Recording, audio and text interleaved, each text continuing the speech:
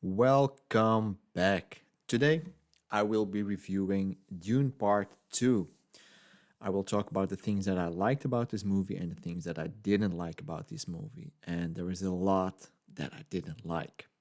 So, Dune 2, it is being hailed as a masterpiece by the critics and a lot of the fans. But for me, honestly, I couldn't disagree with you people more.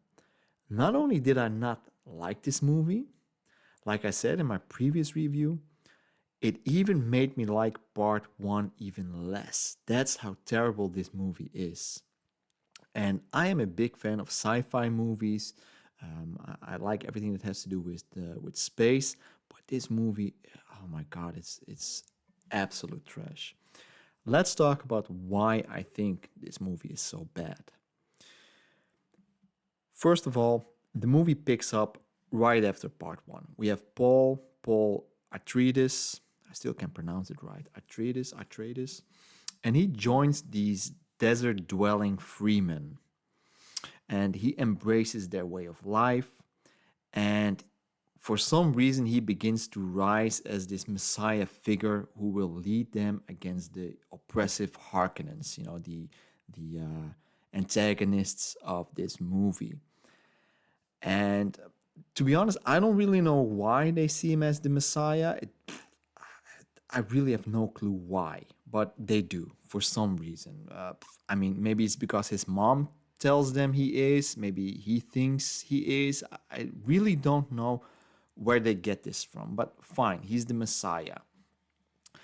And along the way, I am promised massive battles, some awesome sandworms, but I don't get a lot of that. What I get is a crazy amount of destiny and visions and prophecy and a shit ton of religious stuff. It's oh my god. This movie is supposed to be big, it's supposed to be ambitious, but for me, it doesn't make sense anywhere. Anywhere. Not story wise, not thematically. It doesn't make sense to me. So, what did I like about this movie? Well, just like in part one, I have to give credit where credit is due. The visuals are striking, it's stunning. But that's not too difficult to do because it's pretty much let me remind you, 3 hours of desert. So that's not too difficult to shoot a lot of visuals from a desert. It's just sand, you can't mess that up really. So that looks great. The sandworms, when they are in the movie, they look great. So that's about it. I mean, the film looks once again very polished. It looks expensive, and that's once again for me where it stops. What I didn't like about this movie, well, there's a lot, but I'll try to keep it as short as possible. The first thing that really, let me say, I not even just didn't like, it absolutely pissed me off. Like, legitimately pissed me off. It's impossible to miss the parallels between the Freeman and the real world Middle Eastern cultures and their fight for freedom and the exploitation for resources like oil, and in this case, we have spice. I mean, it's a daring choice, I have to give them credit for even going with that. They took it and they ran with it. But it is so on the nose that it feels like it feels very preachy. It doesn't feel like it's anything meaningful. It doesn't feel like really good storytelling. It feels really preachy, it feels really shallow, and it is really on the nose. And then they have the Messiah narrative. They literally call Paul the Messiah. And then we just get a movie that is just wrapped in religious symbolism, and it isn't handled in a subtle way. It's really on the nose, and to be honest, it really pissed me off. And the whole movie, I was thinking to myself, like, it feels like they are going for some holy war type of stuff. It feels really ugh. It doesn't really sit well. And then at the end of the movie, they actually say it. They actually say it. They are going for the holy war. Okay, that's all I have to say about that. It's for me, it's absolutely disgusting. I didn't like it at all. Something else that I didn't like once again is they're going for style instead of story. For me, a movie is always about storytelling. You know, the visuals, the style, yes, it is important, but it is second place. And in this movie, once again, a lot of style, not so much story. So we get a movie that's visually stunning, but that's about it. There's no real depth, once again. And yeah, didn't like that. And then in terms of world building, we have some very, what you call it, logical, no, illogical world building. I mean, we're talking about space. We're talking about very advanced houses, in a political sense. But the military aspect of this world, it is just dumb right ridiculous. It is so stupid. I mean, they have these guns, like these crazy powerful guns. They can cut through mountains, they can shoot helicopters out of the sky from hundreds of miles away. They have anti-aircraft missiles. They have special mines. They can shoot a whole arsenal of nuclear weapons. But no, they go for hand-to-hand combat with knives and swords. It's like, oh my God, what are these people, stupid?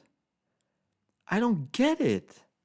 So we have these free men who live in the mountains for years. I don't know what these people eat and drink because there's nothing in the desert. So I don't get it. But sure, they apparently they are very prosperous in living in the mountains. Fine, and they fight these Harkonnens, the villains, basically the army of the villains.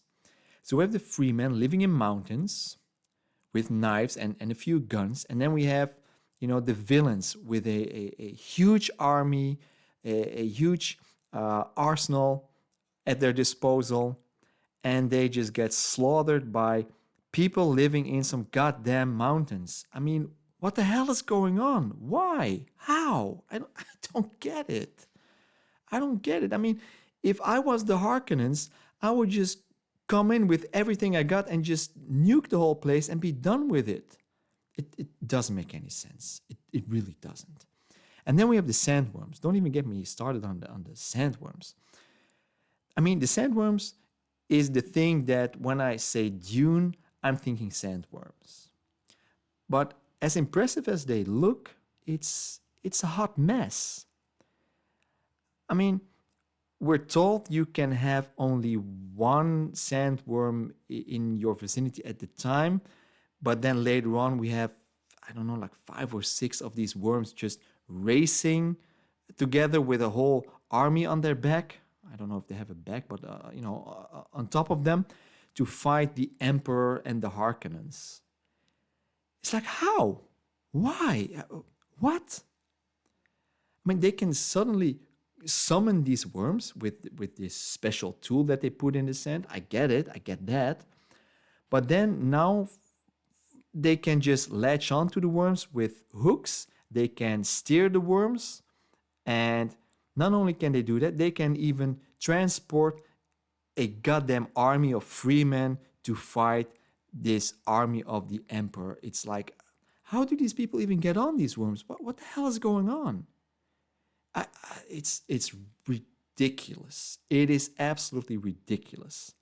So they travel on these sandworms to fight the Emperor and the Harkonnens at the end of the movie.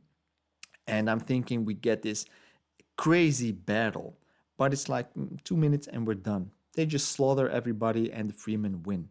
It's like, how? These people are just from these are cave dwellers just coming in and slaughtering the whole army of the Emperor. It doesn't make any sense.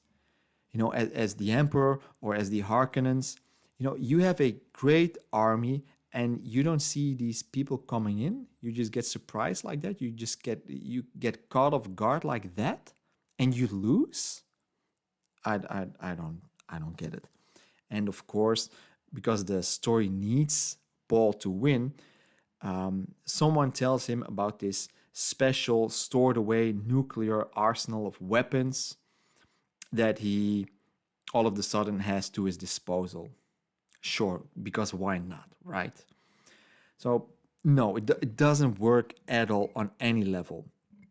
And yeah, the movie, it should be something with depth, with soul. But for me, this movie just gives you the illusion of depth. It gives you the illusion of a good movie, of great dialogue, but it's just a bunch of nonsense. You know, there's not really a lot of good storytelling. It's the religious stuff that just doesn't sit well with me. The fight scenes, it doesn't work. It's just stupid. It really is. So in the end, for me, this movie is a big no-no. Yes, it looks good, but that's where it stops. The story is inconsistent. The world building, it collapses under its own contradictions. The themes are not handled with any subtlety. It's really, really on the nose. It pisses me off. And then we have this romantic interest between Paul and Zendaya. I don't even know what her name is in the movie, but they have no, and I mean none. There is no romantic chemistry. There's no chemistry at all between them. But I'm supposed to believe that these people are in love. That I don't even think they like each other in the movie. It's oh my god, and they are supposed to be this. This is supposed to be a romantic interest, a romantic story, but it just falls flat. So also there, it's something that is really noticeable in the movie. The romantic interest there, it's no chemistry whatsoever. So yeah, no. For me, this movie, absolute trash. I'm gonna give it a 1 out of 10, and that's where I'm gonna leave it at this 1 out of 10. But that's just my take. What do I know? Um, I hope part three, because I have to watch part three. I hope part three is a little bit better than this, because this is not a good movie. So that's my take. I hope you enjoyed this review, and I'll talk to you next time. Bye bye.